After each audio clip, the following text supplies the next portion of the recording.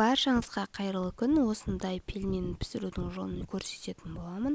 Егер білмейтін қыз-келіншектер бар болатын болса, видеоның соңына дейін көріп үйреніп алуға кеңес беремін. Өте дәмді пельмен болады. Бүгілу жолында көрсететін боламын. Алдымен ұнымыздың жартысына жұмыртқамызды салып, тұзды, сұйық майды салып, және де ыстық суды құюымыз керек. Ыстық су болғандықтан алдымен қасықпен бір араластырып алып, қалған жарты ұнымызды саламыз. Содан кейін қасықпен бір араластырып, қолмен жұмсақ қамыр илеуіміз қажет. Қатты емес, орташа деңгейдегі қамыр болуы қажет. Илеп болған соң бетін жауып қоямыз. Содан кейін картопты үккіштен өткізіп алуымыз қажет болады.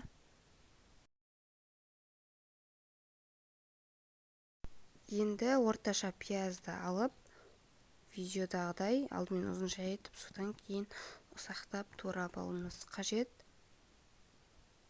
Егер сіздерде пиязды майдалайтын құрал болса, сонымен істеуге де болады. Сосын кішкене бөлігін басқа ыдысқа салып алып қаламыз.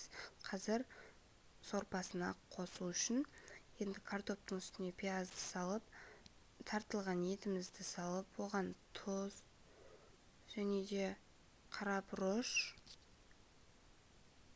кішкене ғана паприка салып жіберсеңіздер болады, көп емес, және араластырып алуымыз қажет.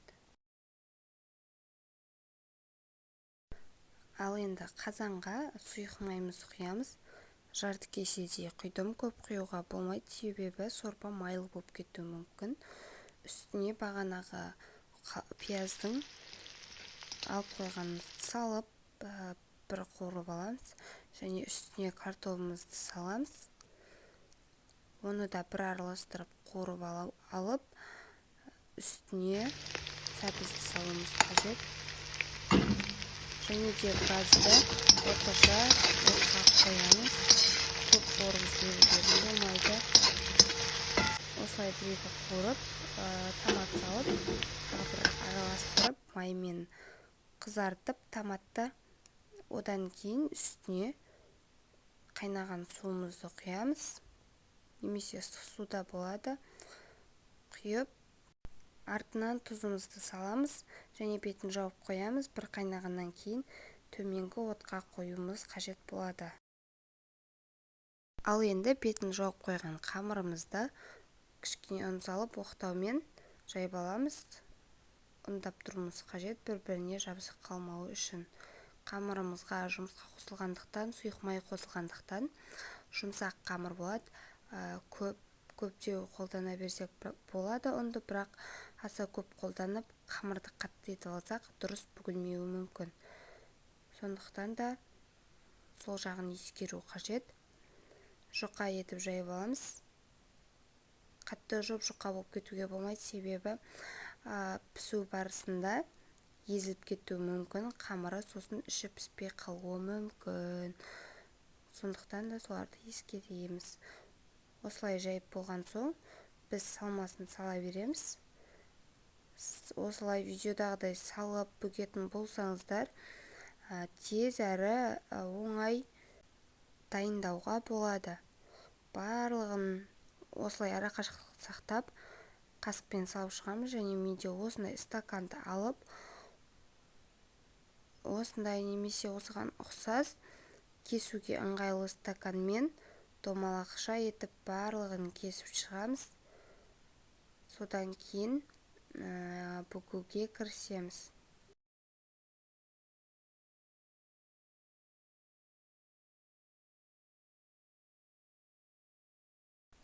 Домалақша кесіп болған соң бүгуді бастаймыз. Осылай шеттерін, екі бетін бір-біріне қайтарып, шеттерін жабыстырып, екі ұшын осылай бір-бірімен біріктіріп қоямыз.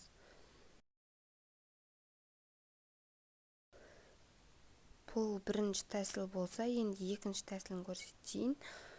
Екі бетін бір-біріне қаратып, қамырдың шеттерін бүгіп, екі ұшын жанынан алып кеп жабыстырып қоямыз. Осылай бұл да әдемі көрінеді.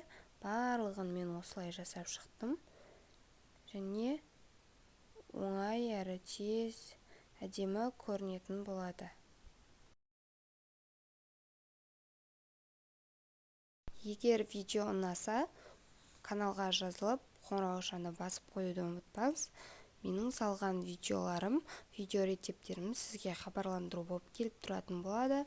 Және де алдағы уақытта өте керемет тәттілердің, тортты безендіру және де соған ұқсас оңай қарапайым рецептерді видео каналыма жүктейтін боламын. Енді осылай барлығын бүгіп болғаннан кейін артылып қалған қамырды жаймен аламыз.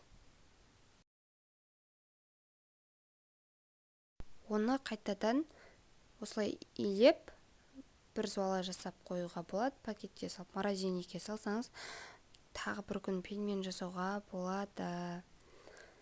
Енді қайнап жатқан сорпамызға сала береміз. Пельмендерді салып араластырып тұруымыз қажет, барлығы бір-біріне жабысып қалмау үшін. Содан кейін қазанның қақпағын жауып қайнатып аламыз. 20 минуттай қайнап пісіп шығады. Ал енді менің пельмендерім дайын болды. Ыдысымызға салып тарта берсек болады. Жасап жатсаңыздар аз болсын.